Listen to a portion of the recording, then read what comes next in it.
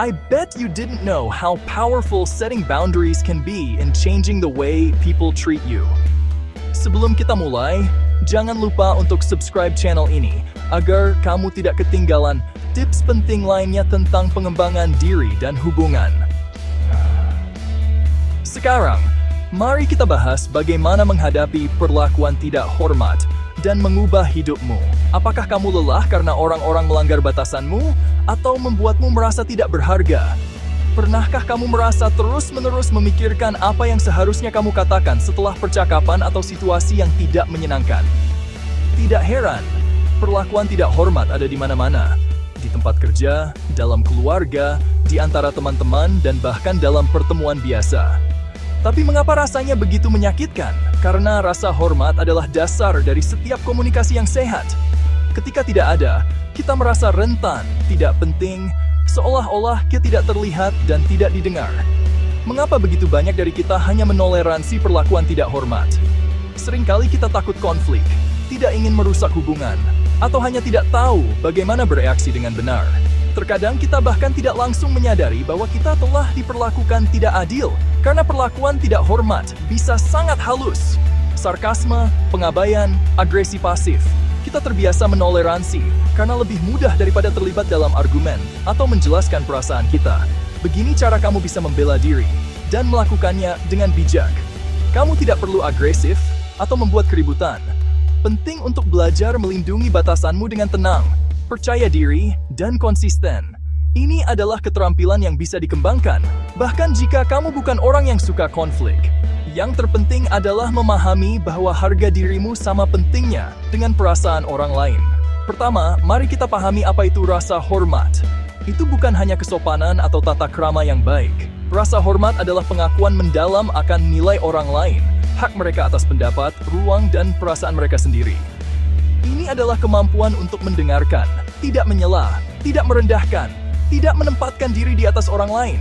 Rasa hormat terlihat dalam hal-hal kecil, dalam nada suara, dalam kemampuan untuk meminta maaf, dalam kesediaan untuk mengakui batasan orang lain. Rasa hormat tidak selalu berarti setuju atau selalu ramah. Terkadang orang yang menghormati mungkin tidak setuju denganmu, tetapi mereka akan melakukannya dengan bijaksana, tanpa merendahkan atau meremehkan. Rasa hormat adalah kejujuran, keterbukaan, dan kesediaan untuk melihat orang lain sebagai individu, bukan hanya objek manipulasi atau sumber keuntungan. Ini adalah pengakuan akan nilai seseorang, ruang pribadinya, dan harga dirinya.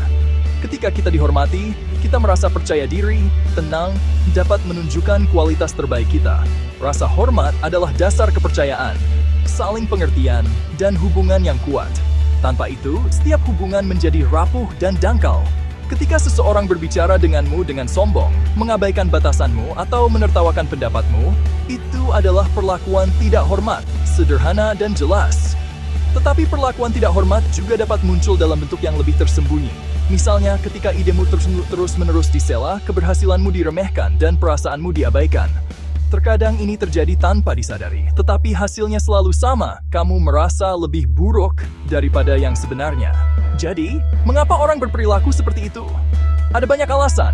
Seseorang mungkin tumbuh di lingkungan di mana rasa hormat bukanlah prioritas. Seseorang mungkin terbiasa menegaskan diri dengan mengorbankan orang lain. Dan seseorang mungkin hanya tidak tahu bagaimana mengekspresikan emosi mereka selain melalui agresi atau sarkasme. Terkadang perlakuan tidak hormat adalah cara untuk menguji seberapa jauh mereka bisa melangkah. Seberapa banyak kamu akan membiarkan diri diremehkan. Seringkali, ini bahkan bukan tentangmu. Orang-orang memproyeksikan masalah internal, kompleks, dan ketakutan mereka kepada orang lain. Perilaku mereka adalah cerminan dunia mereka sendiri, bukan nilaimu. Terkadang seseorang bisa kasar hanya karena mereka mengalami hari yang buruk, atau mereka tidak tahu bagaimana mengatasi emosi mereka. Itu adalah masalah mereka sendiri. Mungkin kebiasaan, kekecewaan, ego, atau hanya menguji batasan, tapi itu tidak berarti kamu harus menoleransinya. Penting untuk belajar memisahkan emosi orang lain dari emosimu sendiri, dan tidak bertanggung jawab atas perlakuan tidak hormat orang lain. Kamu tidak harus nyaman untuk semua orang. Ini aturannya. Kamu mengajari orang bagaimana memperlakukanmu. Jika kamu membiarkan batasanmu dilanggar, orang akan melakukannya lagi dan lagi. Jika kamu diam ketika kamu disakiti, orang lain akan berpikir itu dapat diterima. Perilakumu adalah sinyal bagi orang lain tentang bagaimana mereka boleh dan tidak boleh memperlakukanmu. Jika kamu membiarkan semuanya berjalan begitu saja, mereka akan berpikir itu normal. Diam juga merupakan jawaban, dan seringkali dianggap sebagai persetujuan. Oleh karena itu, penting untuk menetapkan batasanmu tepat waktu, bahkan jika itu tidak nyaman atau menakutkan. Ingat, kamu berhak dihormati hanya karena kamu adalah manusia. Menetapkan batasan tidak berarti berteriak atau marah. Ini bukan tentang agresi, tetapi tentang merawat diri sendiri. Batasan adalah cara untuk menunjukkan bahwa kamu menghargai dirimu sendiri dan tidak akan membiarkan dirimu diperlakukan dengan buruk. Ini bisa berupa tidak yang tenang, menolak untuk terlibat dalam percakapan yang tidak menyenangkan, atau meminta untuk mengubah nada bicara. Itu berarti mengatakan, "Hei, saya tidak akan menerima ini." Dengan tenang, jelas, dan percaya diri. Kamu tidak perlu membenarkan diri sendiri atau menjelaskan perasaanmu secara detail. Cukup dengan memberitahu bahwa rasa hormat itu penting bagimu, dan kamu tidak siap untuk menerima yang sebaliknya. Coba ini. Jika seseorang kasar jawab, "Saya tidak bisa menerima nada seperti itu." Ini adalah frasa sederhana, tetapi langsung menetapkan batasan. Kamu tidak menyerang pribadi, tidak menuduh, tetapi hanya menunjukkan apa yang dapat diterima bagimu dan apa yang tidak. Terkadang ini cukup untuk membuat orang berpikir dan mengubah perilaku mereka. Atau gunakan keheningan. Terkadang tidak bereaksi adalah hal paling kuat yang bisa kamu lakukan. Keheningan bisa menjadi tanda kekuatan, bukan kelemahan. Jika kamu merasa percakapan menemui jalan buntu atau menjadi beracun, keluar saja dari sana. Kamu tidak perlu membuktikan kebenaranmu atau berdebat sampai serak. Jika itu seseorang yang dekat, jujurlah, "Saya menghargaimu, tetapi saya tidak akan menerima ini." Percakapan terbuka dapat membantu menjaga hubungan dan membuatnya lebih kuat. Jangan takut untuk membicarakan perasaanmu.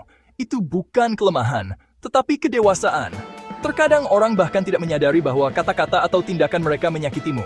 Di tempat kerja, tetaplah profesional. Mari kita jaga nada bicara yang saling menghormati.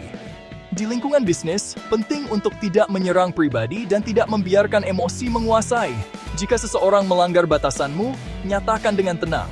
Ingat, rasa hormat bukan hanya tentang persahabatan, tetapi juga tentang hubungan kerja.